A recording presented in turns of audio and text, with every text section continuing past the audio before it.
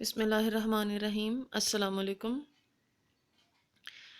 Ittehad college of pharmacy and health sciences के pharmacognosy lecture number 4 में आप लोगों को वेलकम है।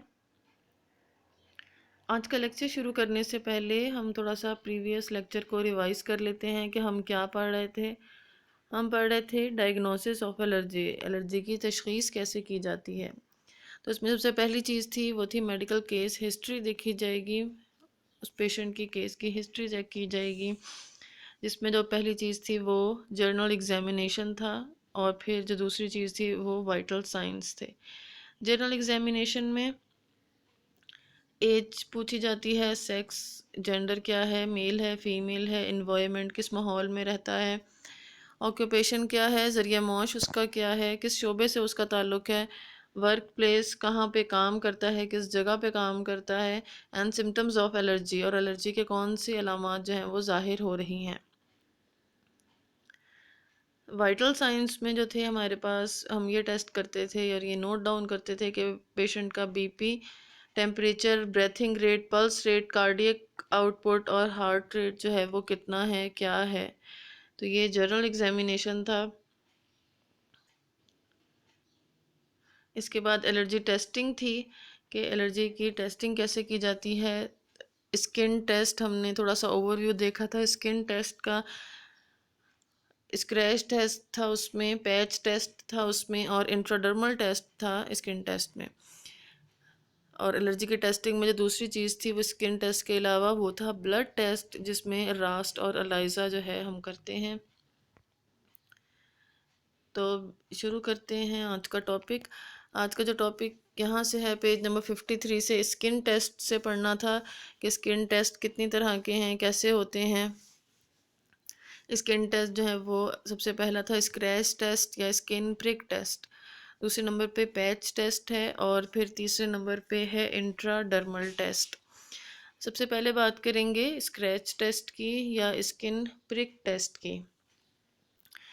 ये एलर्जी का वो टेस्ट है या एलर्जी टेस्टिंग के लिए ये वो तरीका है जो सबसे ज़्यादा इस्तेमाल होता है। बहुत क्विक है और इजी टू डू है, आराम से हो जाता है। इसके लिए ज़्यादा इक्विपमेंट वगैरह नहीं चाहिए होते। सबसे इजी टेस्ट है ये। हे फीवर या allergic rhinitis, allergic asthma, dermatitis या eczema, food allergies, penicillin allergy, bee venom allergy, तो इन सब के लिए जो है वो मोस्ट कॉमनली यही यूज़ किया जाता है।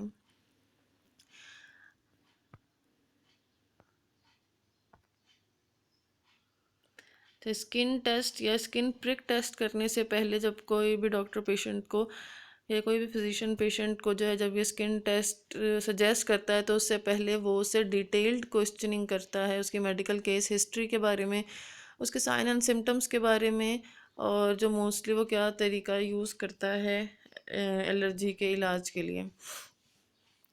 तो ये स्क्रैच टेस्ट या स्किन प्रिक टेस्ट का जो मेथड है ये कुछ ऐसे है कि सबसे पहले जो है हम पेशेंट से जो बाजू है वहाँ पे फोर आर्म या बैक पे भी ये किया जाता है, लेकिन मोस्टली फोर आर्म यूज़ किया जाता है। ये फोर आर्म जो है हम इसकी लेंगे टेस्ट करने के लिए। Clean the test site with cotton dipped in alcohol, cotton जो है वो अल्कोहल में डिप करके या सिपरेट में डिप करके इथेनॉल वगैरह में डिप करके हम उस जगह को कॉटन की मदद से जो है वो स्टेराइल करेंगे। And draw small marks on the skin, और उसके बाद स्किन पे जो है मार्कर की मदद से छोटे से निशान लगा देंगे। इस किस्म के निशान भी लगाए जा सकते हैं और भी कई किस्म के निशान लगाए जा सकते हैं, मैंने सिर्फ समझाने के लिए लाइंस लगाई हैं। Apply a drop of non allergen extract next to each mark, pollen, moulds, food, pet dander etcetera. उसके बाद क्या करेंगे, हर निशान के साथ साथ जो है एक नॉन एलर्जन एक्सट्रैक्ट का जो है ड्रॉप हर जगह पे डाल देंगे। इस पर तो निशान लगा लेंगे ABCD करके, या थोड़ा सा लिख लेंगे कि भाई ये वाला जो ड्रॉप था ये इस एलर्जन का था। ये एलर्जन जो है, एलर्जन के जो एक्सट्रैक्ट हैं ये हमारे पास कमर्शियली अवेलेबल होते हैं।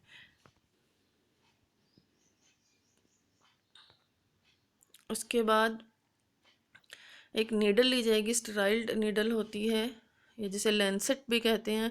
Use a lancet to prick the extract into the skin surface. जिल्द के ऊपर से ड्रॉप के ऊपर से जिल्द के ऊपर थोड़ा सा स्क्रैच किया जाता है या प्रिक किया जाता है। सुई चुभोने को प्रिक करना कहते हैं या पंचर करना कहते हैं। तो इस ड्रॉप के ऊपर से ही जो है स्किन को प्रिक किया जाएगा ताकि स्किन के थोड़ा सा अंदर जो है ये एक्सट्रैक्ट वो चला जाए। स्क्रैच से तो हल्का सा कर देंगे, बड़ी नरम हाथ से जो है नरमी से इसको स्क्रैच किया जाएगा या प्रिक किया जाएगा, बहुत गहरा जो है वो पंचर नहीं किया जाएगा। A new Lancet is used for each allergen. Her allergen के लिए नया लेंसेट यूज़ किया जाएगा। वही पुराना लेंसेट या एक ही लेंसेट हर एलर्जन पे यूज़ नहीं किया जाएगा। हर एलर्जन के लिए, हर ड्रॉप के लिए हम नया लेंसेट या नई नीडल लेंगे। After 15 minutes observe the sign of allergic reaction. फिर 15 मिनट के बाद हम एलर्जी रिएक्शन के जो है साइन एंड सिम्टम्स देखेंगे।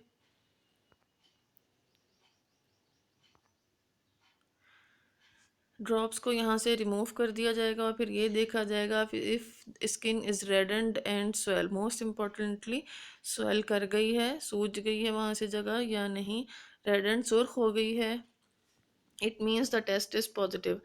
तो यहाँ से इन ड्रॉप्स को रिमूव कर दिया जाएगा और ये देखा जाएगा कहाँ से जो है जगह वो रेडेंड हो रही है या ये स्वेल कर गई है। तो ये जो है फिर इंडिकेट कर रहा है कि इस वाली जगह पे या इस वाले एलर्जन ने जो है एलर्जी कॉज की है। यहाँ पे जो टेस्ट था, यहाँ पे जो ड्रॉप डाला गया था एलर्जन का, तो उसने एलर्जी कॉज की है, ये टेस्ट पॉजिटिव है।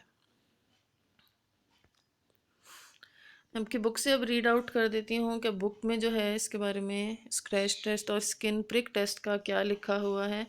Testing begins with a prick puncture और स्क्रैच मेथड। बिगिनस का मतलब शुरू होना, टेस्टिंग शुरू कैसे करते हैं कि प्रिक करेंगे, पंचर करेंगे या स्क्रैच मेथड से शुरू होती है। प्रिक, पंचर, चुभ होना, स्क्रैच का मतलब हल्का सा खुरचना, which involves the placing a drop of the allergen on the skin, usually commercially available extract of pollen, molds, food, pet tender. The skin is then gently scratched through the small drop with a special sterile needle. तो ये test हम कैसे कर रहे हैं कि हमने जो है प्लेस किया था एक ड्रॉप, एलर्जन का ड्रॉप स्किन के ऊपर। ये जो एलर्जन था हमें पता था क्या है, कमर्शियली अवेलेबल एक्सट्रैक्ट होते हैं, मुख्तलिफ पॉलन्स के हो सकते हैं, हर पौधे का अलग अलग भी हो सकता है, मोल्ड्स हो सकते हैं। मोल्ड्स क्या है, फफूंदी या फंगस की एक टाइप है। कोई भी फूड हो सकती है, अगर किसी को स्पेशली फूड से ही एलर्जी है और फूड के उसके लिए वो आया है कि फ़ूड की एलर्जी टेस्टिंग के लिए आया, तो मुख्तलिफ सैम्पल्स हो सकते हैं फूड के। पेट डेंडर हो सकता है, तो पेट भी कई तरह के हो सकते हैं। तो पेशेंट जिस चीज़ से कंसर्न आया है तो उसी के मुख्तलिफ जो होंगे वो एलर्जन के सैम्पल्स होंगे। The skin is then gently scratch through the small drop with a special sterile needle. उसके बाद स्किन को हल्का सा तो प्रिक किया जाएगा या स्क्रैच किया जाएगा। स्क्रैच का मतलब हल्का सा खुरचा जाएगा, कहाँ पे, जहाँ पे ड्रॉप डाला था वहाँ पे। स्पेशल स्टेराइल नीडल है, स्टेराइल का मतलब है जरासीम से पाक। तो स्पेशल स्टेराइल नीडल्स के थ्रू जो है ड्रॉप के ऊपर से ही स्किन को हल्का सा तो प्रिक किया जाएगा, चुभोया जाएगा उस नीडल से, या इसी नीडल की मदद से हल्का सा स्किन को स्क्रैच किया जाएगा, खुरचा जाएगा। After the skin is scratched the test takes about 15 minutes to develop. Skin को स्क्रैच करने के बाद हम टाइम काउंट करते हैं, 15 मिनट के बाद रिज़ल्ट डेवलप होना शुरू हो जाते हैं, रिज़ल्ट आना शुरू होता है। If the skin reddened and more importantly if it swells then the test is read as positive. अगर जो स्किन जो है वो रेड हो जाए और मोर इम्पॉर्टेंटली अगर वहाँ से जगह जो है वो स्वेल कर जाए, सूज जाए, then the test is read as positive. तो टेस्ट जो है हम उसे पॉजिटिव काउंट करेंगे। And allergy to that substance is consider probable. तो जो एलर्जी जो है उस सब्सटेंस के साथ कंसीडर किया जाएगा, ये माना जाएगा कि वहाँ पे प्रोबेबल है।